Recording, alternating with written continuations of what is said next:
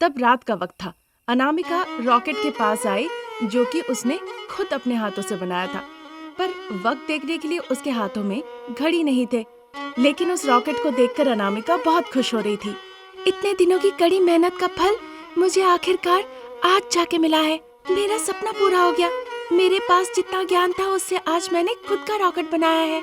अब मैं अपने इस रॉकेट से चांद पर जाके बहुत अच्छे से व्यापार करके ढेर सारे पैसे कमा के ले आऊंगी।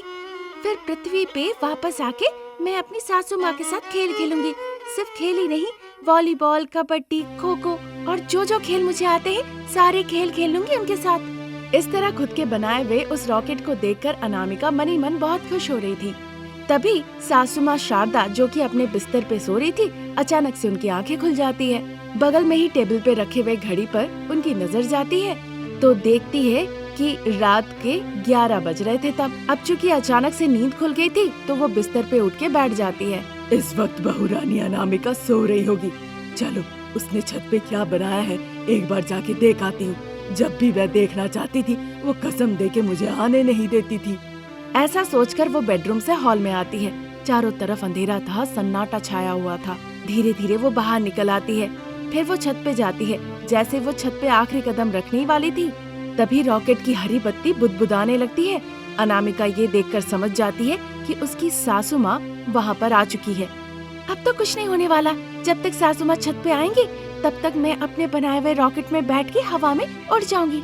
ये सोच के वो रॉकेट का दरवाजा खोल के रॉकेट के अंदर बैठ जाती है। ठीक उसी वक्त शारदा भी छत पे आ जाती है। मुझे लगा था बहू अपने से बताएगी। उसने ऐसा कौन सा एक्सपेरिमेंट किया है, काम किया है उसके बारे में, पर पता नहीं। जब भी मैं बहू से इस बारे में जानना चाहती हूँ वो कुछ न कुछ बहाना बना देती है। इसीलिए गुस्से से मैं सोची जब बहू नहीं होगी तो मैं खुद जाके देखूंगी। तभी तो हिम्मत लेके मैं छत पे आ गई देखने के लिए।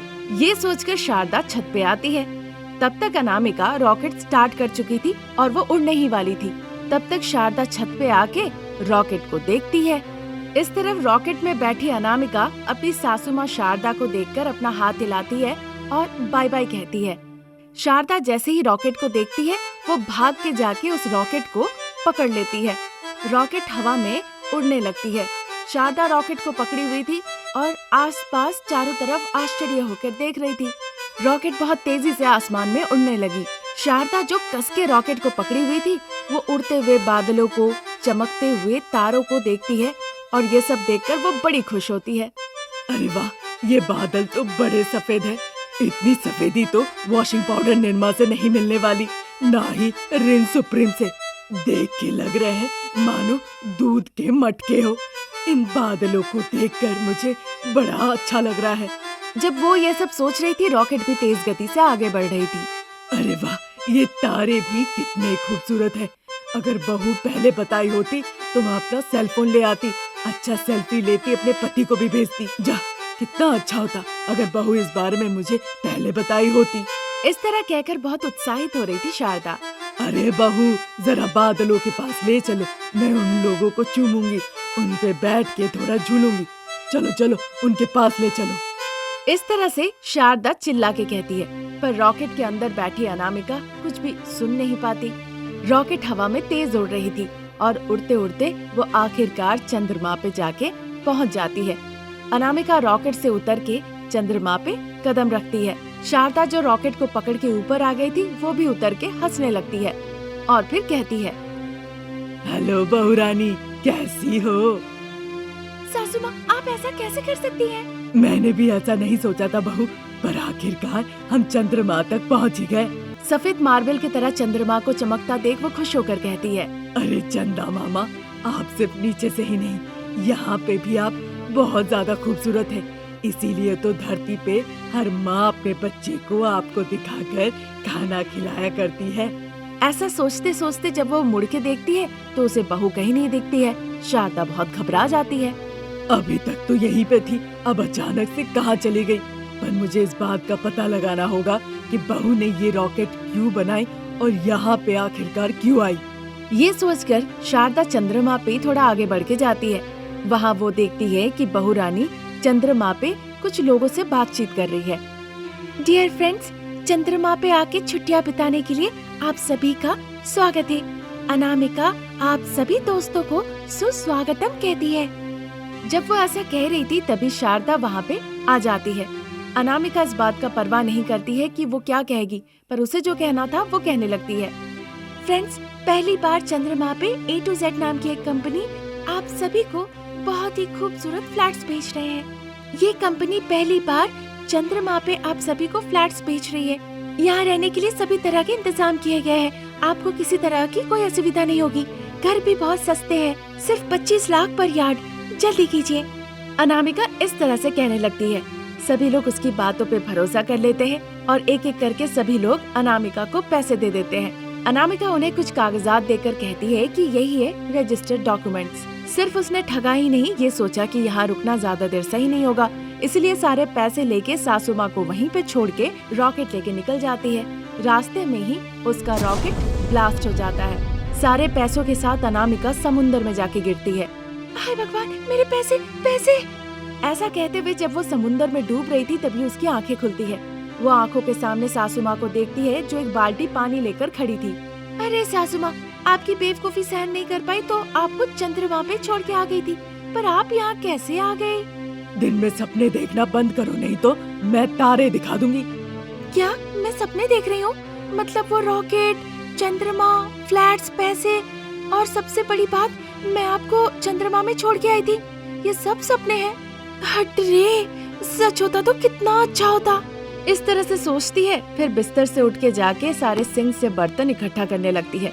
सासू माँ आराम से सोफे पे बैठ के टीवी देखने लगती है। लेकिन कुछ भी कहिए, अनामिका की ये कहानी काफी इंटरेस्टिंग थी ना। नेताजी कॉलोनी में अपने घर में शारदा और प्रसाद रहते थे। उनका एक बेटा था जिसका नाम था रमेश और वो बैंक में काम करता था। इसीलिए वो चाहते थे अपने बेटे की शादी कराए और उससे बात करना चाहते थे। एक दिन जब वो उसका इंतजार कर ही रहे थे तभी वो टीवी पे देखते हैं। आए दिन चोरी चमारी बढ़ती जा रही है। सुबह या रात में कोई अंतर नहीं है, लूटपाट हो रही है। इसीलिए सावधान रहना अनिवार्य है। किसी भी अनजान इंसान के संपर्क से दूर रहे।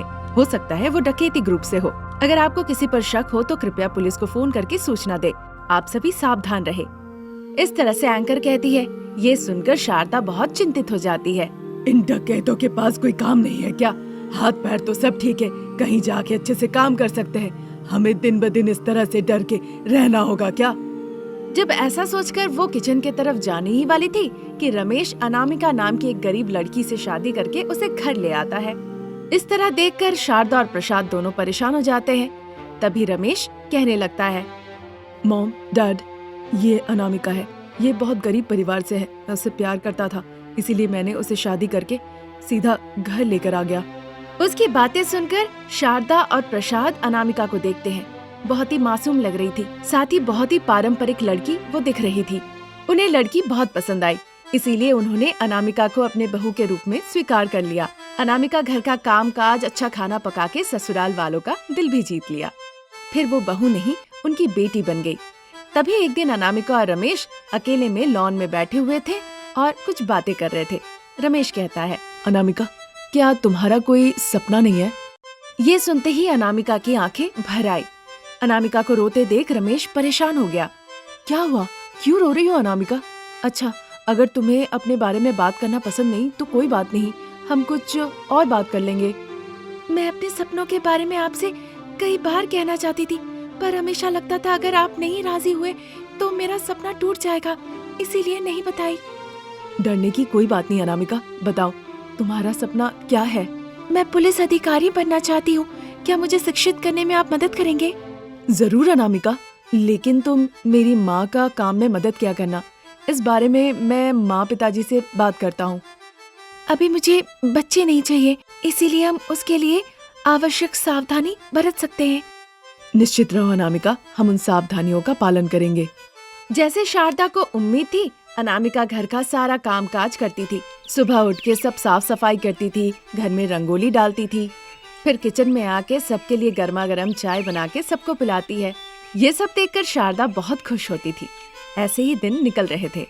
एक रात दो चोर शारदा के घर को देखते हुए जा रहे थे और कह रहे थे, अरे शिवा, देखो ये घर। देख रहा हूँ, बैंक मैनेजर का घर है ना, इनके पास बहुत पैसे और सोने होंगे। एक दिन इस घर को भी देखेंगे, पर आज जिस घर को लूटने का फैसला किया था उसी को लूटते हैं। दो चोर अपने में बात करते हैं और चले जाते हैं। अगले दिन सोफे पे शारदा बैठी हुई थी। रमेश आके कहता है, माँ, मुझे अनामिका के बारे में तुमसे कुछ बात करनी है। कहो बेटा, बहू गर्भवती है क्या? अस्पताल ले जाना है उसे? बताओ बेटा, मैं खुशी खुशी ले जाऊंगी। इससे ज्यादा खुशी की बात और क्या हो सकती है? हाँ, वो बात नहीं माँ, अनामिका का सपना है पुलिस ऑफिसर बनने का। वो चाहती है अपने सारे सपने वो पूरे करे। ये सुनते ही मानो शारदा को लगा कि उसके सर पे कोई आके पत्थर फेंका। वो मानो चकरा के सोफे पे गिर गई। फिर वो धीरे धीरे खुद को संभाली और गुस्से से कहने लगी, क्या कहा? मैं इस बात के लिए राजी नहीं हूँ कि बहू पुलिस का काम करेगी। नहीं नहीं, बिल्कुल नहीं। ठीक है माँ, अगर तुम्हें मंजूर नहीं तो मैं अनामिका को ना कह देता हूँ। ये बात रमेश जाके अनामिका को बताता है। अनामिका का पुलिस अधिकारी होना सासू माँ को पसंद नहीं है। ये सुन के अनामिका दुखी हो गई। अब चूंकि रमेश अनामिका को दुखी देख नहीं पा रहा था, इसीलिए वो उसे नाइट कॉलेज भेजने का सोचता है। फिर परिवार से छुपा के बड़े ध्यान पूर्वक वो अनामिका का नाइट कॉलेज में दाखिला करा देता है।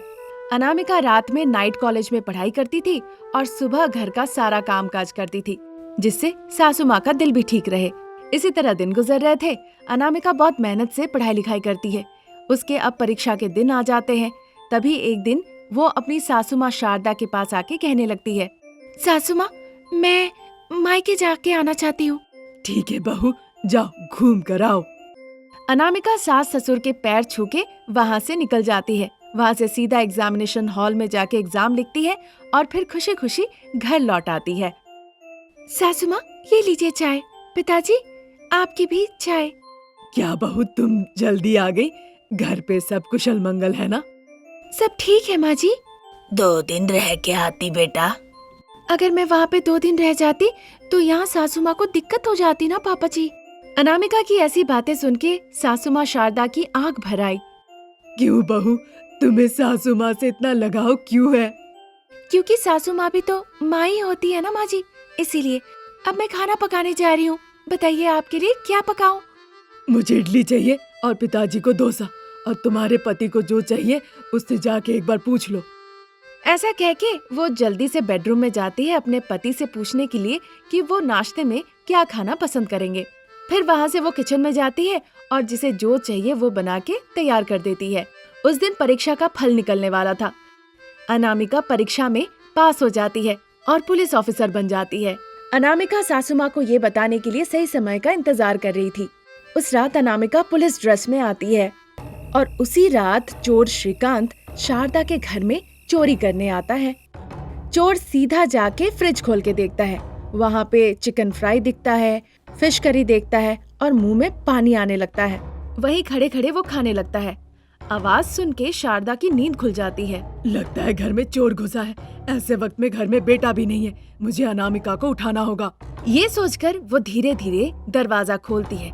देखती है चोर खाना खा रहा है। अनामिका को भी लगता है कि घर में चोर घुसा है। वो भूल जाती है कि वो पुलिस ड्रेस में है और सीधा बंदूक ले जाके चोर के सामने तान देती है। तब तक शारदा हॉल में आके लाइट जला देती है। वो देखती है बहू अनामिका पुलिस ड्रेस में है और हाथ में बंदूक है। अनामिका, तुम ये ड्रेस क्यों पहनी हो? असल में सासू माँ। ये मौका देखकर चोर वहाँ से भाग निकलता है। अनामिका भी उसका पीछा करती है और जाके उस चोर को पकड़ लेती है। चोर को हथकड़ी पहना के अनामिका पुलिस को फोन लगाती है। पुलिस आके अनामिका को सैल्यूट करते हैं और चोर को वहाँ से ले जाते हैं। फिर इंस्पेक्टर अनामिका सासू माँ शारदा के पास आती है। शारदा गुस्से से वहाँ से चली जाती है और दरवाजा लगा देती है। अगले दिन रमेश बैंक का काम खत्म करके जब घर लौट आता है, अपने माँ पिताजी को समझाता है, सासू माँ, मैं वादा करती हूँ आपसे, पहले मैं आप सभी का ख्याल रखूंगी, फिर ये पुलिस ड्रेस। हमेशा की तरह पहले आप लोगों का ध्यान रखूंगी, फिर ड्यूटी पे जाऊंगी। जब ये बात कही तब शारदा प्रसाद खुश हो गए।